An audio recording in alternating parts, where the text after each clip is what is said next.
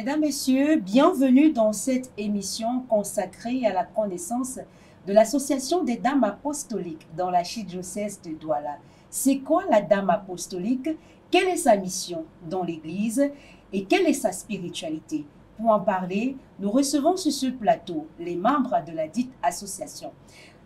Nous commençons tout d'abord par la présentation avec vous, Madame Catherine Ambassa. Vous êtes la présidente diocésaine des Dames Apostoliques dans l'archidiocèse de Douala. Bienvenue à RTVC. Merci. Bonjour Rufine. Bonjour à ma fille qui m'accompagne ce matin. Bonjour à toute la grande famille des téléspectateurs de la RTVC, Radio-Télévision Veritas Catholique. Voilà. Et puisque vous l'avez d'ailleurs mentionné dans vos propos tout à l'heure, vous n'êtes pas seul sur ce plateau, vous êtes venu à RTVC avec votre fille, comme vous l'appelez affectueusement. Et nous, on la présente comme Madame Thérèse Sim. Elle est présidente des Dames Apostoliques à la paroisse Notre-Dame de Lourdes de Yapoma. Bienvenue à RTVC. Merci, merci. Merci beaucoup. D'accord. Et comme je l'ai signifié à l'entente de cette émission, avec vous, on va s'intéresser davantage à cette association, les Dames Apostoliques. Ils sont quand même nombreux à la maison qui nous regardent à l'instant, que ce soit les téléspectateurs ou encore les auditeurs de Radio Veritas qui n'ont pas ample information sur cette association. Je pense qu'au sorti de cette émission, on pourra, n'est-ce pas, lever le voile sur quelques questions d'ombre, s'il y en a, pourquoi pas. Et donc, je commence avec vous, Madame Catherine Ambassa, puisque vous êtes la présidente diocésaine de cette association. Alors, présentez-nous l'association des Dames Apostoliques. Comment elle est née dans notre église particulière, notamment? Oui, merci Rufine. Je voudrais dire d'entrée de jeu que l'association des Dames Apostoliques tire son origine, n'est-ce pas, des Saintes Écritures de la Bible, où nous voyons des saintes femmes qui étaient à la suite du Christ qui le servait, et après lui qui accompagnait les apôtres dans leur mission évangélisatrice. Et aujourd'hui, n'est-ce pas, cette mission qui incombe à toute chrétienne d'accompagner les pasteurs qui sont nos prêtres se retrouve donc comme étant le but même de l'association des Dames Apostoliques du Cameroun.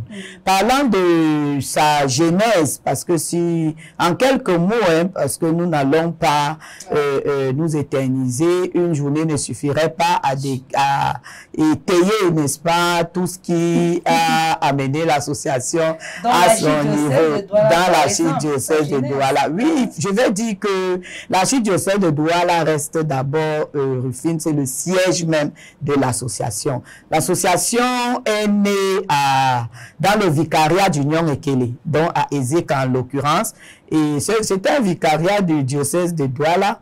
Et donc, à la suite de plusieurs événements, nous partirons d'abord de 1965, n'est-ce pas, après un rassemblement panafricain des associations chrétiennes féminines à Yaoundé. Monseigneur Nicolas Ntamak, n'est-ce pas, prendra en considération les clauses de cette rencontre et en 72 va organiser l'association en association des femmes chrétiennes catholiques. Donc, au départ, on parlait de l'association des femmes chrétiennes catholiques. Oui, la dénomination changera plus tard au mini-congrès ici à Saint-Paul-de-Nilon en 85 et deviendra, c'était sur la demande de Monseigneur Simon Tonnier. Il faut dire que il a beaucoup œuvré pour le développement de cette association. Et quand la dénomination va changer, c'est à la suite de certaines plaintes qu'il recevra. On ne s'étendra pas là-dessus ce jour, mais nous retenons tout simplement que c'est en 1985 qu'on a un mini-congrès que l'association devient Association des Dames apostoliques. Et non plus les femmes catholiques. Et non plus les femmes chrétiennes catholiques. Ah, parce que c'était Association des femmes chrétiennes catholiques et ça devient maintenant Association des dames apostoliques. Donc, se servant justement des Saintes Écritures et de son désir de développer, n'est-ce pas, cette association, parce que quand nous nous souvenons de ses propos, il dit, là où les hommes n'ont pas pu, vous le pouvez, vous allez même réussir, sauf à moins de savoir là où vous voulez aller. Donc, c'est en 90, je vais dire comme ça, des grandes lignes, hein, en 90 plus tard, il se tient le premier congrès diocésain, cette fois de Douala, donc de tout Douala, au lycée technique. Et c'est à ce congrès que verra le jour le premier bureau diocésain à la tête, avec à la tête comme présidente Madame Ruth Ekindji, paix à son âme, de regretter mémoire. Et Maman Fondio, qui est encore en vie aujourd'hui, était secrétaire générale de ce bureau. Maman Cham Rosalie, première vice. Et je veux souligner que au mini-congrès de Saint-Paul-de-Nilon, quand on crée l'aumônerie générale des associations féminines chrétiennes, nous avons comme les premiers aumôniers, nous avions les abbés Joseph Bapé et Oscar Eoné. Donc, Oscar Eoné a beaucoup œuvré. C'est lui d'ailleurs qui a permis, n'est-ce pas, notre adhésion à l'UMOF, l'Union mondiale des organisations féminines chrétiennes. Donc, en quelques mots, voilà un peu la genèse de l'association. Et je vais dire, à ce moment, on avait au niveau de Douala même 3 paroisses qui avaient adhéré à cette association Christ-Roi, la toute première paroisse. Il y avait la paroisse Christ-Roi, il y avait Sainte-Anne de Cormandon, et puis Sacré-Cœur de New-Belle aussi. Et ce n'est qu'après que Yaoundé va adhérer, et puis d'autres paroisses comme aujourd'hui, le mouvement s'est étendu. Merci, mais vous gardez la parole. Merci surtout de nous avoir renseigné ce jour sur la naissance de l'association des dames apostoliques dans l'archidiocèse de Douala. Une très belle histoire avec des dates importantes et des acteurs qui ont contribué à ce que le mouvement soit ce qu'elle est aujourd'hui. Et on parle de 3 paroisses à cette époque-là. Nous sommes en 2023. Aujourd'hui, l'association regroupe combien de membres et elle est présente dans combien de paroisses dans notre église particulière qui est à Douala? Oui, dans notre église particulière à Douala, nous sommes présentes à ce jour dans 69 paroisses. 69 paroisses pour un effectif de 1022 dames. 1022 dames. Bon, à l'époque, on était même plus de 1022. Et il faut avouer les décès en cascade, n'est-ce pas, de ces mamans vieillissantes, parce que comme je vous ai dit au départ, c'est des mamans qui ont œuvré, qui ont continué, n'est-ce pas, dans l'association. Nous avons Maman Cham Rosalie. Maman Cham Rosalie, elle vit, elle est là à PK 10 et elle fait partie de elle est de la paroisse Saint-Thomas, qui était la première. Oui, je lui fais un coucou, un clin d'œil. Elle est en train de suivre avec nous. Elle était la première coordinatrice diocésaine. Parce qu'à l'époque, on ne parlait pas de présidente. Elle était la coordinatrice diocésaine. Donc, c'est avec elle que les aumôniers avaient organisé le mini-congrès de Saint-Paul-de-Nilon, où nous avons pu assister à la demande de Monseigneur Simon Tonnier de regretter mémoire au changement d'appellation. D'accord. Et donnons à présent la parole à Madame Thérèse Sim. Tout à l'heure, Madame Catherine Ambassa parlait des aumôniers, les premiers aumôniers à l'époque. J'ai surtout noté le professeur Oscar Eoné, qui est aujourd'hui au Baroque, en mission. Alors, en 2023, qui est votre aumônier diocésain? Et quand vous parlez d'aumônier, c'est quoi en fait son rôle au sein de l'association des dames apostoliques? Est-ce que vous avez besoin de vous faire accompagner, ma foi, par un clergé? Oui, madame, nous avons besoin d'être accompagnés par un clergé. À présent, notre aumônier diocésain répond au nom de Monseigneur Dieudonné Bayemek.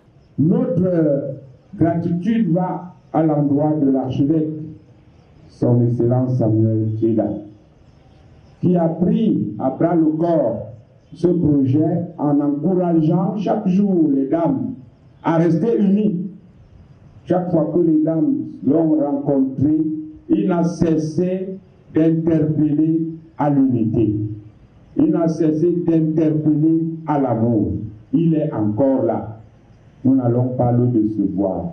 Il est encore là. Et lui, il continue le travail avec nous sur la terre. Nous prions aussi pour lui, pour qu'il ait beaucoup de santé et de clairvoyance pour nous instruire, pour nous diriger. Et nous ne cessons, nous ne pourrons jamais l'occulter. Nous disons merci à tous les bureaux qui se sont succédés depuis le début de la vie de cette association jusqu'au dernier bureau diocésain et qui ont impulsé, qui ont élevé très haut les standards des dames apostoliques. Quel est son rôle exactement dans notre mouvement? Il est d'abord le premier conseiller spirituel, premièrement. Deuxièmement, il nous aide à enrichir notre engagement au sein de ce mouvement. Il est là pour préserver la dignité de la foi. Et aussi, il veille à ce qu'il n'y ait pas d'abus par rapport à la discipline ecclésiastique. Et il veille aussi à l'animation des messes d'action de grâce. En plus des messes d'action de grâce, il organise avec la présidente diocésaine des retraites annuelles, des récollections au temps de l'Avent, au temps du carême aussi. Il prend aussi part à toutes les réunions des bureaux exécutifs. En plus de ces réunions, il est aussi membre de droit lors des conseils et des congrès, mais il n'a pas le droit de voter. Il n'a pas le droit de voter. Oui. S'il y a un problème d'ordre d'indiscipline, j'y arrive finalement, au sein de l'association, vous vous référez à lui ou alors vous vous référez à vos tests? D'abord, nous avons les textes. On se réfère d'abord aux textes, mais pour une décision vraiment ultime, on se réfère aussi à lui. D'accord. Peut-être avant d'y arriver tout à l'heure sur les tests des dames apostoliques, lorsqu'on va parler de comment l'association fonctionne, j'aimerais avec vous, chères dames, qu'on s'intéresse tout d'abord à la dame apostolique. Je l'ai indiqué, c'est quoi en fait la dame apostolique? La parole est à qui veut la prendre? Je ne sais pas si c'est Catherine Ambassa ou c'est Thérèse Sim. Quand on est dame apostolique, est-ce que c'est le fait d'être vêtue tout en blanc qu'on voulait être ce jour sur notre plateau? Qu'est-ce qu'une dame apostolique? Oui, merci Rufine. Je vais prendre la parole avant ma fille qui va sûrement ajouter certains éléments pour dire que effectivement l'uniforme que nous portons là doit refléter notre comportement. Donc la dame apostolique, c'est qui? La dame apostolique est cette chrétienne, cette femme chrétienne, n'est-ce pas, soucieuse du développement d'abord de sa foi et puis de la foi dans ses différents milieux de vie. Donc, elle désire ardemment atteindre la sanctification. C'est d'ailleurs le souhait, le désir et l'objectif de tout chrétien. Qu'à la fin de son pèlerinage terrestre, qu'elle puisse contempler, n'est-ce pas, le Seigneur face à face. C'est ça la dame apostolique. Et pour ça, son comportement, n'est-ce pas, devrait être un comportement qui reflète l'association.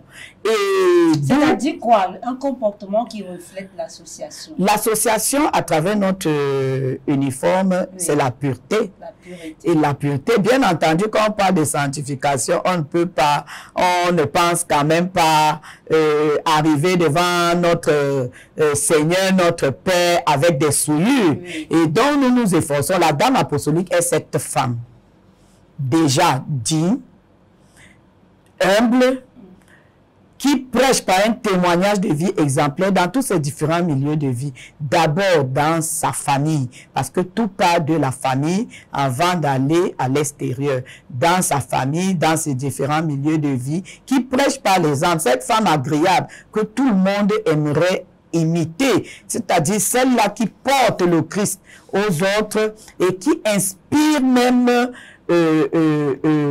la foi, la pureté, comme je le disais tantôt. Vous comprenez que tout cela englobe certaines vertus, un certain type de comportement. C'est celle-là qui n'est pas artisane de la division, mais artisane de la fraternité pour la paix, comme l'indique notre thème général du mandat 2022-2026 qui est en cours. En quelques mots, c'est une bonne femme, la dame apostolique. Qui doit promouvoir la paix dans son milieu de vie, qui doit témoigner le Christ, qui doit apporter le Christ aux autres par son témoignage de vie. C'est-à-dire que là où on se trouve, on doit savoir que celle-ci, c'est une dame apostolique à travers son comportement. Thérèse ici. C'est vrai, c'est vrai. Aussi, je voudrais ajouter à ce que maman disait, que la dame apostolique doit être celle-là qui combat l'injustice, qui combat vraiment l'injustice et qui est charitable, qui est à l'écoute des difficultés que nous rencontrons dans la société. Et d'ailleurs, il y a ce slogan, dame apostolique, paix et charité dans le monde entier. Dans le monde entier. Voilà. Et donc la dame apostolique aussi est celle-là qui participe à l'éducation spirituelle de nos jeunes dans les paroisses partout où on se trouve. La dame apostolique est celle-là qui doit faire de la prière vraiment un axe central dans sa vie. D'accord. Alors, vous parlez de la dame apostolique. On remarque que la dame apostolique, c'est beaucoup plus son comportement dans son différent milieu de vie. Ce n'est pas d'abord la tenue. Du moins, elle doit refléter cette tenue blanche-là qu'elle aborde et dont vous portez ce jour sur le plateau de RTVC. Mais j'aimerais à présent, avec vous, m'intéresser à la mission de la dame apostolique.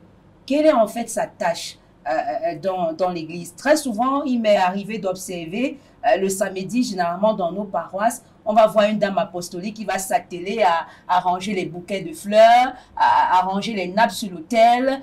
Parce que maman Catherine Ambassa, tout à l'heure, vous nous disiez dès l'origine, les dames apostoliques, les femmes accompagnaient les apôtres dans leur mission évangélisatrice. Mais aujourd'hui, quand même, je vois les dames apostoliques, les bouquets de fleurs et tout ça. Est-ce que c'est ce à quoi se résume la mission des dames apostoliques dans l'église? Catherine Ambassa? Oui, Rufine. Et je voudrais dire que cet accompagnement reste notre leitmotiv. L'accompagnement des apôtres, nos pasteurs, dans la mission évangélisatrice. La décoration florale à laquelle vous faites allusion aujourd'hui. On ne va pas prêcher la bonne nouvelle. Le Père ne va pas annoncer la bonne nouvelle du salut dans une église qui n'est pas agréable. Parce qu'il faudrait que les chrétiens qui sont appelés à recevoir cette bonne nouvelle se trouvent dans des dispositions adéquates, n'est-ce pas, idoines pour que le message passe. Donc cet accompagnement passe aussi par la confection de linge sacré, de belles nappes, l'ordre, et même l'ordre pendant les célébrations eucharistiques. Donc, éviter que les gens fassent du bruit, s'asseyent n'importe comment. Cet accompagnement aussi suit. Bien entendu, quand on parle de l'accompagnement, c'est à tous les niveaux. Déjà en église, à travers notre action, envers ces pasteurs. Et si vous lisez nos documents, nos statuts, vous verrez que nous avons le rôle de veiller à la nette subsistance de ces pasteurs. Quand on a faim, nous devons veiller à cela. Donc, d'où notre action en paroisse de façon sporadique, spontanée mais traditionnellement, le jeudi saint, vous voyez, nous devons nourrir nos prêtres, mais ça ne veut pas dire que c'est le seul jour où nous devons nourrir. Ça, c'est en église. Maintenant, en société, nous avons un rôle très important. La dame apostolique, ma fille l'a dit tout à l'heure, l'encadrement des jeunes. C'est notre devoir. Les dames apostoliques sont des catéchistes. C'est le devoir de transmettre. Les pères curés, les pasteurs ne peuvent pas tout faire seuls. N'est-ce pas? Je ne vais pas citer ici, je ne m'aventurerai pas dans ce domaine, mais nous savons que depuis le Concile Vatican II, les laïcs, n'est-ce pas, sont appelés à œuvrer pour le développement de la foi, n'est-ce pas, chrétienne. Et donc, le rôle de la dame apostolique, après, dans la société, dans nos différents milieux de vie, j'ai parlé de nos familles. C'est elle qui doit apprendre à sa famille. La prière, d'abord, qui est le socle de tout. C'est dans la prière, n'est-ce pas, qu'on retrouve le calme en Dieu et on puise des forces pour affronter les difficultés, les vicissitudes du quotidien. D'accord. Madame Thérèse Sim, parlant toujours de la mission des dames apostoliques dans l'archidiocèse de Douala, est-ce qu'elles ont aussi pour devoir de visiter les malades, comme le fait déjà aussi le groupe La Légion des Maries? Oui, les dames apostoliques ont le devoir de visiter les malades. D'abord, nos membres qui sont malades et aussi les prêtres grabataires. Donc, en plus de la visite des malades, la dame apostolique aussi rend visite aux prisonniers. Rend visite aux prisonniers, en homme aux orphelins aussi, en homme aux désœuvrés. D'accord. Plusieurs associations dans l'archidiocèse de Douala ont pour sainte patronne la Vierge Marie. Alors, si vous me disiez, c'est quoi en fait la spiritualité de l'association des dames apostoliques?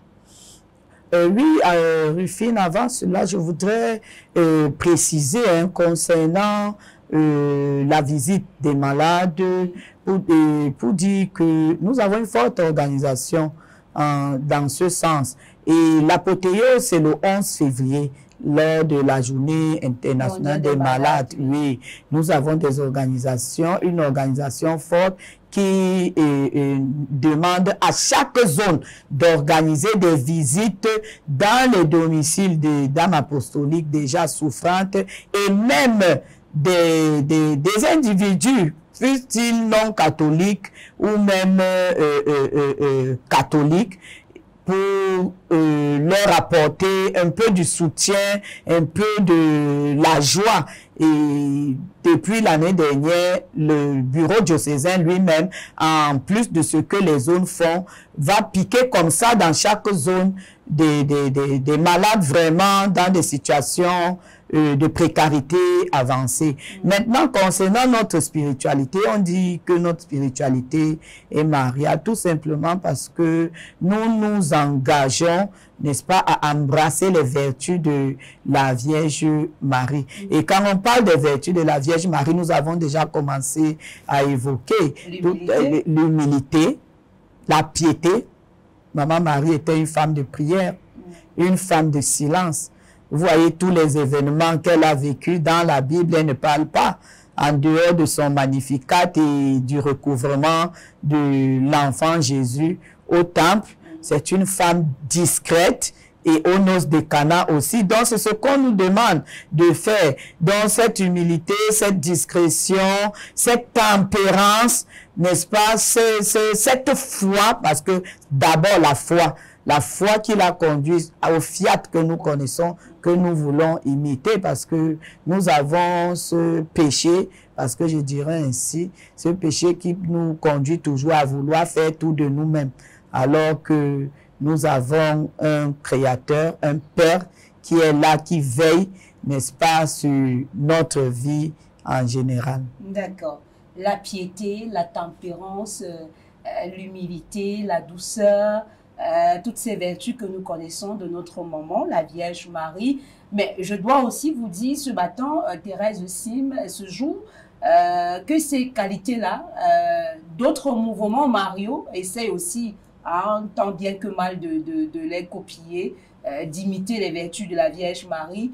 Quel est votre charisme? Qu'est-ce qui marque justement la différence entre la dame apostolique et je dirais la dame paroissiale, la légionnaire, et que sais-je encore, la dame catholique, la femme catholique, pardon? La différence entre nous, dames apostoliques, et les autres dames est que, comme devoir quotidien, la dame apostolique doit méditer le chapelet chaque jour en famille. Et chaque semaine, avec ses sœurs du groupe, elle doit méditer le chapelet et lire la litanie de la Vierge Marie. Chaque jour, au moins 3 fois la semaine, elle doit prendre part à la messe. Les messes du matin, bien sûr. Et en plus de cela, la dame apostolique a l'obligation de faire l'adoration du Saint-Sacrement. Quelle est la fréquence? Une fois par mois, une fois par semaine? Par groupe, c'est une fois par mois. Oui. Par groupe, c'est une fois par mois. Bon, par semaine, elle est libre. Ça dépend de la programmation dans les paroisses de faire une fois chaque semaine. Mais par mois, on le fait en groupe une fois. Et aussi, elle a l'obligation de prendre part aux retraites annuelles qui sont organisées. Vous savez bien que c'est lors des retraites qu'on a le temps de bien réfléchir, bien méditer par rapport à son engagement. Le temps de bien causer avec Dieu. Et aussi, elle doit être là pour les récollections, pour entretenir sa foi. Des récollections, des retraites, oui, la participation à l'adoration eucharistique, oui. À la célébration liturgique également. Oui. Voilà ce qui fait justement la différence entre vous et les autres mouvements mariaux dont j'ai mentionné il y a un instant, c'est ça? D'accord. Dont la dame apostolique doit savoir qu'elle a l'obligation de participer aux messes. D'évangéliser. D'évangéliser. Oui. C'est très important de le savoir, hein, en tout cas, mesdames. Et donc, on va s'intéresser à un autre aspect dans cette émission, notamment la signification du logo de la dame apostolique. Je vois souvent là, je ne sais pas si je confonds avec un autre groupe, c'est notamment cette colombe de paix là, je crois que c'est ça. Alors, la signification, Thérèse aussi? Parlant de la signification de notre logo, nous avons deux mains qui soutiennent le cœur. Et au-dessus de ce cœur se trouvent les langues de feu. Au-dessous de ces langues de feu, nous avons la colombe qui tient le chapelet. 2 mains pourquoi? 2 mains pour le service. C'est pour dire la dame apostolique est au service de l'Église. La dame apostolique est au service de son évêque, de son clergé. Le cœur, ça exprime la charité. La charité. Et ces langues de feu, c'est l'Esprit Saint. La colombe l'envoie en mission, la paix. D'accord. Près de 1000 membres dans au moins une 60aine de paroisses dans l'archidiocèse de Douala. Vous vous en sortez, Madame Catherine Ambassa. Déjà, comment fonctionne l'association des dames apostoliques dans l'archidiocèse de Douala? Oui, Rufine, je vais, avant de répondre avec votre permission, préciser concernant la différence entre nous et les autres associations. Je vais ajouter à ce que ma fille vient de le dire, que la différence, c'est le service. Le service qu'elle évoque, n'est-ce pas, les 2 mains qui soutiennent le cœur. C'est le service, parce que les autres associations mariales, c'est vrai, on a 2 catégories d'associations. Il y a les associations de prière et les associations de service. Et nous sommes dans une association de prière et de service. Vous prenez les 2 à la fois. Donc nous sommes à la fois Marthe et Marie. Donc, les sœurs de Lazare, oui, nous prions, la prière, c'est nous sommes des femmes de prière, et également les femmes de service. C'est pour cela que vous verrez ce qui nous attire d'ailleurs souvent, de petits reproches, de petites incompréhensions, quand il y a des événements où il faut servir. Vous voyez qu'on fait toujours appel aux dames apostoliques. D'ailleurs, on dit même que c'est elles qui portent l'église. Voilà. Et donc, d'où l'appellation même les mamans, n'est-ce pas, de l'église, les mamans des prêtres. Oui. Donc, c'est ce que je voulais préciser déjà. Ajouter que concernant le logo, comme ma fille l'a dit, c'est exactement cela, ce logo-là. Parce que vous savez, le feu de l'Esprit Saint, c'est lui qui nous embrasse pour que le service soit fait de façon discrète et de façon charitable, pour que autour de nous règne la paix qui n'est pas seulement l'absence de guerre. Hein. Quelqu'un qui a faim n'est pas en paix. Quelqu'un qu'on a frustré n'est pas en paix, etc. Donc voilà. Et concernant donc l'effectif, je vais dire au niveau, l'archidiocèse de Douala est un mastodonte. Hein. C'est un bateau. Donc le pilotage de ce bateau n'est pas du tout évident. L'effectif est vieillissant. N'est-ce pas? C'est la grosse difficulté. Mais sinon, les collaboratrices, tout se passe de façon collégiale et en synergie. Parce que si les présidents de zone font bien leur travail, collaborent avec les présidents de paroisses, parce que quand la base est solide, le haut est facile. Donc, depuis l'année dernière, j'ai une politique que j'ai impulsé, qui est en train de prendre corps. Et je pense que d'ici la fin de l'année, ça va aller. Un jour, dans un commentaire, il y a une dame qui m'a dit, elle aimerait bien intégrer un groupe, et je lui avais suggéré, va à l'association des dames apostoliques. Elle m'a dit, ah, Marie-Fine, je n'ai pas assez de moyens financiers pour aller là-bas. Et finalement, la dame apostolique, c'est celle-là qui doit avoir un portefeuille assez large. Quels sont les critères d'adhésion? Comment on fait pour être dame apostolique? Thérèse ici. Merci. Est-ce qu'il faut nécessairement avoir de l'argent? Non, je ne pense pas. Surtout qu'il faut nourrir les prêtres. C'est vrai qu'il faut nourrir les prêtres. Mais ce que je voudrais dire, c'est qu'il faut d'abord se sentir appelé. Il faut d'abord se sentir appelé à faire cette mission. Donc, pour adhérer au sein de l'association des dames apostoliques, il faut d'abord être une chrétienne catholique et accepter librement de souscrire au règlement intérieur, donc accepter les conditions qui sont inscrites dans le règlement intérieur de la dame apostolique. Donc, je dirais aux dames, il ne faut pas avoir peur d'adhérer. C'est pas, les gens aiment trop parler de l'argent, oubliant d'abord la spiritualité. On oublie que c'est en priant que tout ça vient. C'est dans la prière que le Seigneur nous donne les forces de servir. Ce n'est pas dans la facilité. Donc, il faut dire à cette dame de venir rapidement. D'accord. Elle parle d'être chrétienne, d'abord à la base. Mais est-ce que ça suffit pour être dame apostolique? Est-ce que si on a une femme qui est dans le concubinage, on peut être membre de dame apostolique? Madame Catherine Ambassa? Oui, merci Rufine. Je vais dire que concernant les conditions d'adhésion, être chrétienne d'abord, c'est primordial parce que ça suppose qu'on est d'abord baptisé. Et vous savez, quand on est baptisé, on doit tous les jours se remémorer ses engagements, les engagements baptismaux. Et quand on parle de chrétienne, une chrétienne ne va pas faire n'importe quoi. Parce que parler du concubinage notoire, nous avons deux types de membres en fait. Nous avons des membres réguliers et les membres irréguliers. Donc les membres irréguliers, ce sont ces femmes que nous pensons, nous disons, elle est en concubinage notoire, etc. Nous les acceptons. Est-ce que l'Église, on ne les rejette pas? Elles peuvent venir, l'association peut les transformer. Ces membres-là n'ont pas droit à certains postes de responsabilité. Par exemple, la présidence, la trésorerie et même le secrétariat général. Mais vous les accueillez tout de même? On les accueille si... Et puis, en dehors de tout cela, il y a d'abord une observation, une période d'observation en paroisse.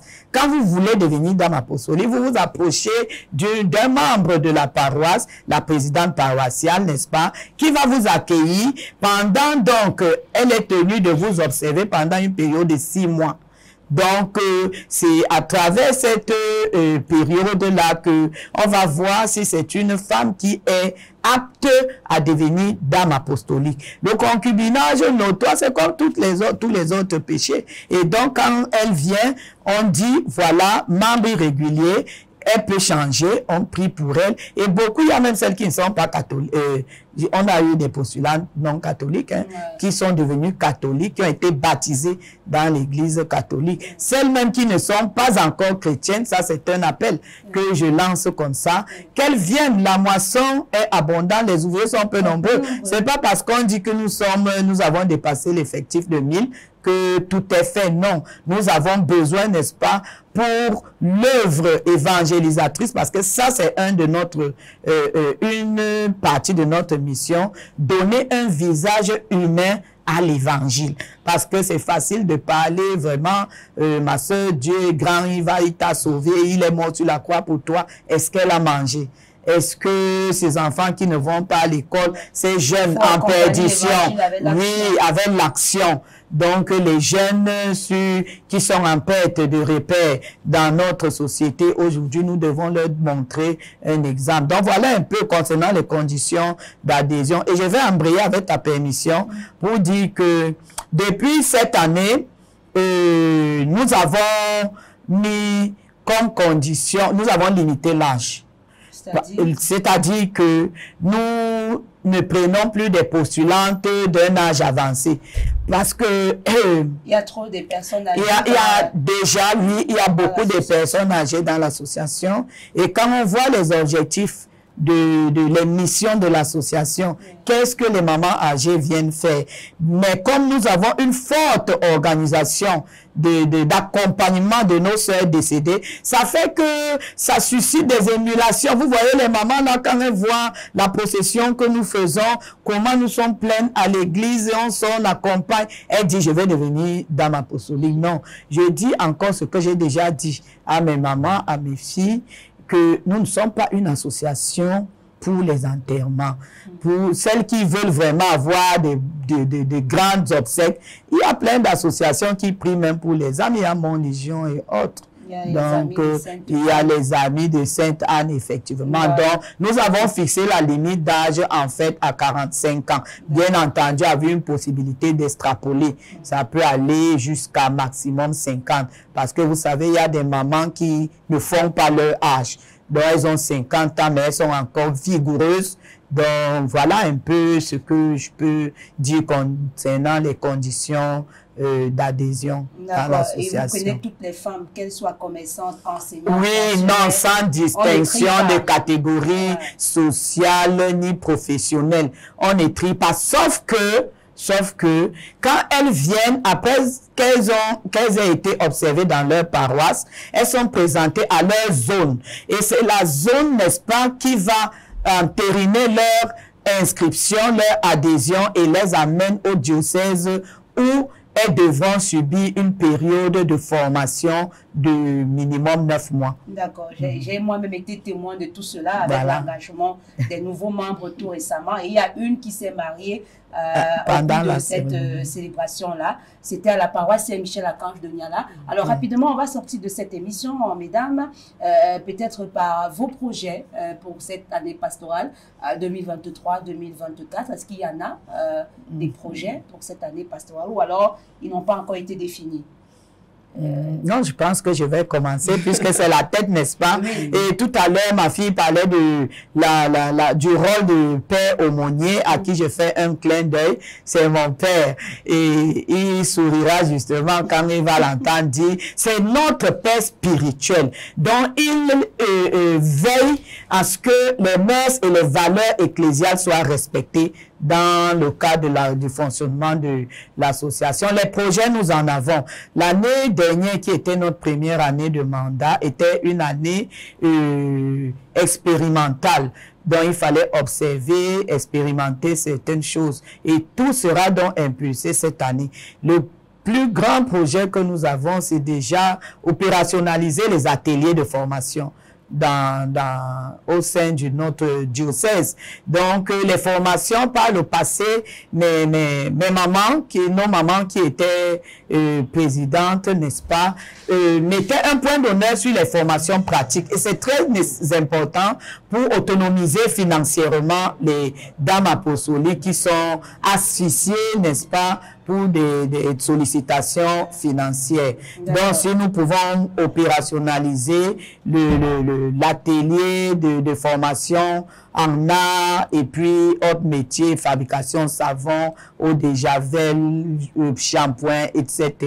Voilà le premier projet. Et puis la fête patronale aussi, elle prendra d'autres envergures cette année. Vous serez informés. Il y aura même des championnats qui seront organisés, inter-zone, inter-association. D'accord. Voilà. En tout cas, RTVC est disponible pour vous accompagner dans la couverture de tous ces événements annoncés ou ces projets à réaliser tout au long de cette année pastorale. Merci, Madame Thérèse Sim. Vous êtes présidente des Dames apostoliques à la paroisse Notre-Dame de Lourdes de Yapoma. Merci d'avoir effectué le déplacement ce jour pour édifier nos téléspectateurs. Merci à vous, Madame la présidente diocésaine, Catherine Ambassa. Merci. Ce fut un plaisir pour nous de nous avoir, ce fut un plaisir pour nous de nous intéresser davantage à cette émission. Je pense qu'on sort de là avec des bonnes informations sur l'association des Dames apostoliques dans l'archidiocèse de Douala. Je dois donc dire merci à vous, chers téléspectateurs, qui étiez avec nous tout au long de ce programme. Merci également à toute l'équipe technique pilotée par Samuel Dena. Je vous donne rendez-vous très prochainement sur ces mêmes antennes. Je confie ma mission.